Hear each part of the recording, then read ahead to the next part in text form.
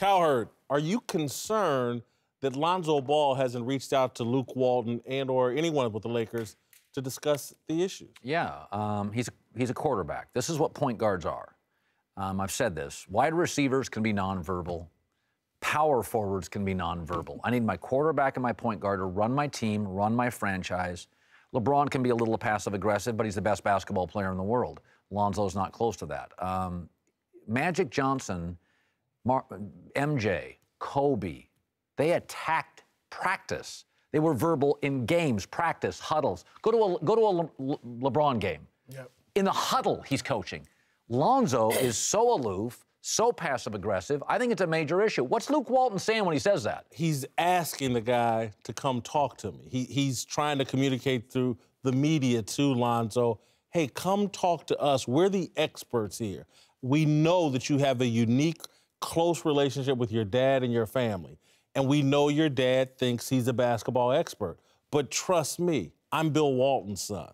I'm the guy that coached under Steve Kerr at Golden State. We're the Los Angeles Lakers, probably the strongest brand in all of basketball. We have expertise here. What's really concerning to me is Luke Walton says we're working on building trust. And a lot of relationships, particularly that high in the draft and the position, the trust is given instantaneously based off of where we drafted you, and we haven't done anything wrong to you, so there should be trust, and then let people betray that trust before you back off. And so I think Luke is like, oh, we got to build the trust with this guy. We understand he's really connected to his dad, but he needs to be more connected to his professional family at this point. That's what Luke is saying. Look, we want to be more of an influence on you, particularly on your game, than your dad, all right? And he should be at the feet of Magic Johnson. You want to be the greatest point guard to play? You're right there with the greatest point guard ever. He should be learning from, especially since he's struggling. He should be seeking Magic out, trying to glean wisdom from him. The fact that he isn't is a problem. Now, verbally, the only point guard I can think of that wasn't that verbal that was great was Jason Kidd.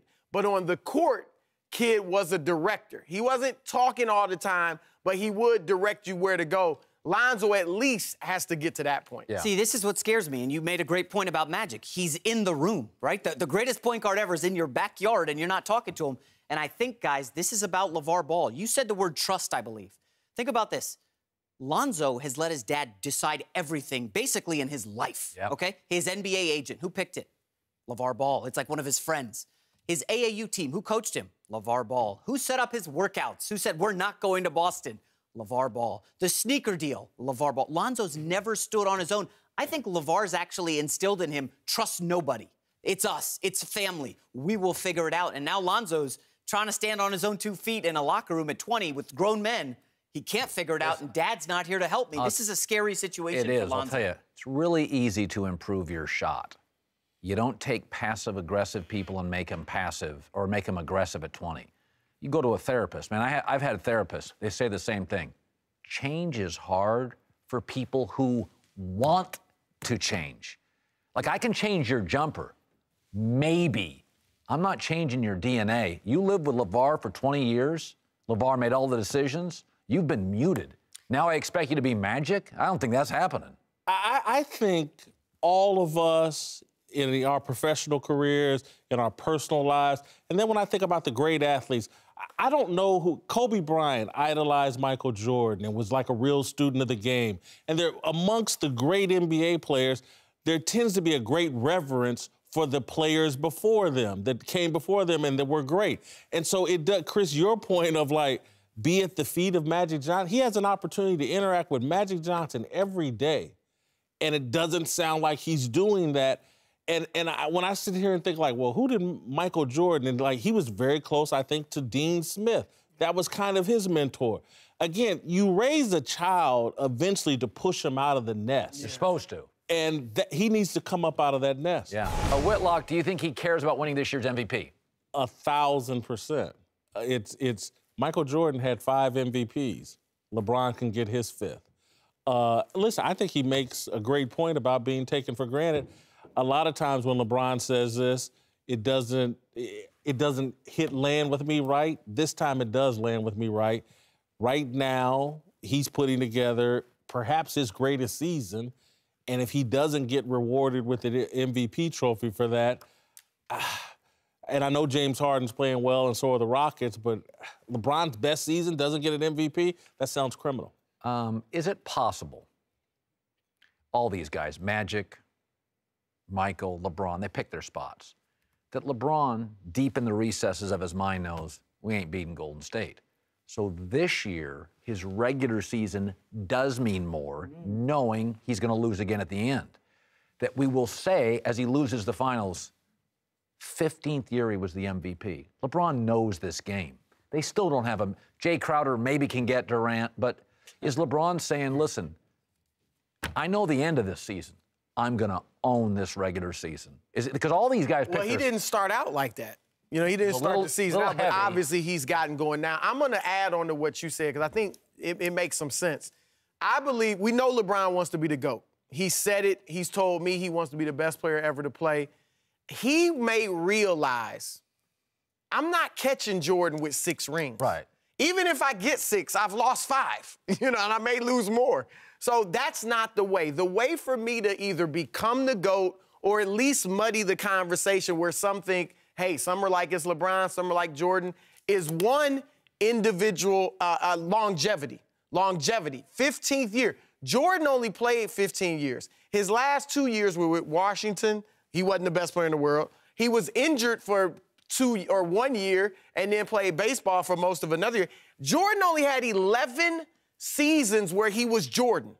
Yeah. LeBron is on his 15th, and it could be, 17, 18 like this? Yeah. So longevity and then the accumulation of stats. His numbers total are going to dwarf Jordan's. I think he feels like that's the way for me to become the GOAT. And one more thing, 15th year, he would be the first person ever to win MVP that late in their career. I like the Jordan comparisons, guys. I'm going to start. When did this streak start, this winning streak and LeBron on a tear?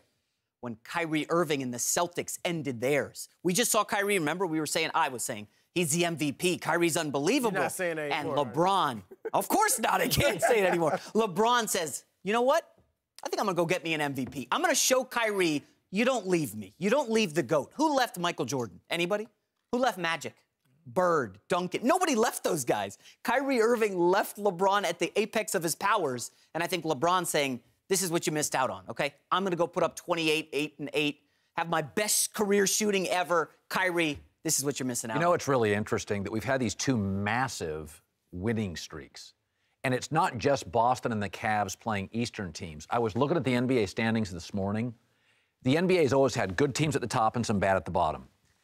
From about 6 to 20, we're going to have winning streaks this year for the good teams. Yeah. I don't remember a time. We've always had great and awful.